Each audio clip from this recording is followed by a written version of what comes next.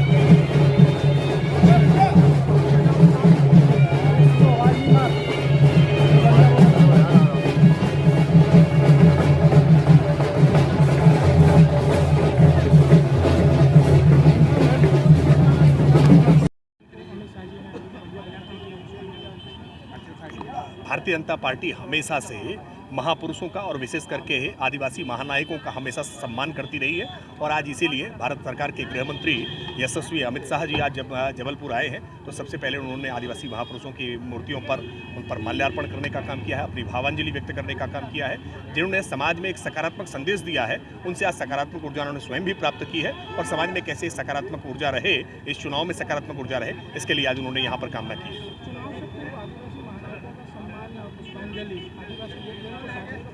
देखिए, ये केवल चुनाव का मसला नहीं है। भारतीय जनता पार्टी ने हमेशा से आदिवासी महानायकों का, महापुरुषों का सम्मान किया है। क्या भोपाल में जो अत्याधुनिक रेलवे स्टेशन बना है रानी कमलापति के नाम पर करना, ये भारतीय जनता पार्टी ने चुनाव देख करके किया था क्या? आज रानी दुर्गावती के नाम पर अन्य योजनाएं जो प्रारंभ की हैं, ये कोई चुनाव देख करके की है क्या?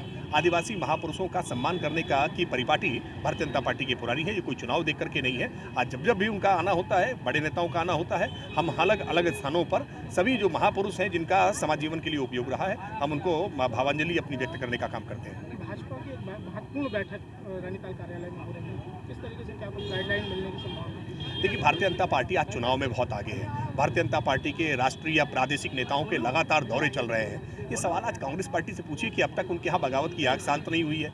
अभी भी कमलनाथ अपने घर से बाहर नहीं निकल पा रहे हैं, दिग्विजय सिंह अपने घर से बाहर नहीं निकल पा रहे हैं। भारतीय जनता पार्टी अपने 18 वर्ष के कार्यकाल केंद्र की नरेंद्र मोदी सरकार और मध्य प्रदेश की राज्य सरकार के आज कामकाज के आधार पर जनता के बीच में जा रहे हैं। हमें पूरा भरोसा है जनता डबल इंजन को फिर अपना आशीर्वाद देगी और मध्य प्रदेश में एक ऐतिहासिक विजय सुनिश्चित करने का काम करेगी। नाम और संगठन में पद आपका? राकेश त्रिपाठी, भारतीय जनता। आदिवासियों के महानायकों को वोट बैंक की राजनीति अगर बात की जाए तो चुनाव के समय आदिवासी कितने भाजपा के पक्ष में आ सकते हैं? देखिए, भारतीय जनता पार्टी चुनाव की राजनीति इस तरह से नहीं करती है। हमने रानी दुर्गावती जी का 100 करोड़ रुपए का स्मारक यहाँ पर बना रहे हैं, जबलपुर उसका केंद्र है। साथ ही शंकर शाह रघुनाथ शाह जी के नाम पर हमने विश्वविद्यालय भी खोला है। इसके अलावा चाहे वो टांटिया भील हों और अन्य जो महानायक हैं, वो सारे महानायकों को भारतीय जनता पार्टी हमेशा से याद करती आई है।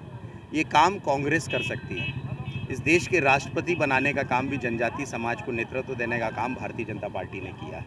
इसीलिए चूँकि पिछले बार भी जब भाई साहब यहाँ पर आए थे, आदरणीय अमित शाह जी, उन्होंने यहाँ पर माल्यार्पण किया था और आज वो बैठक लेने के लिए आए हैं, तो मुझे लगता है कि जनजातीय समाज इस बात को बहुत बेहतर तरीके से जानता है कि भारतीय जनता पार्टी ही वो पार्टी है जो हमारे समाज की चिंता करती है। और मुझे पूर्ण विश्वास है कि जनजातीय समाज के बीच में जो भारतीय जनता पार्टी ने अपना विश्वास खड़ा किया है, उससे उनका आशीर्वाद, सहयोग सब भारतीय जनता पार्टी के साथ आदिवासी है। बेल्ट है, वहाँ किस तरीके से मैसेज जाएगा आज इस पुष्पांजलि में? देखिए, मैसेज तो पहले से ही है कि विकास का काम भारतीय जनता पार्टी करती है और सिर्फ वोट बैंक समझने का काम कांग्रेस करती है। उन्होंने हमेशा वोट बैंक समझा है, लेकिन विकास के सही काम, उनके जीवन को उत्थान, पेशा एक्ट जैसे कानून ये भारतीय जनता पार्टी ही लेकर आई है।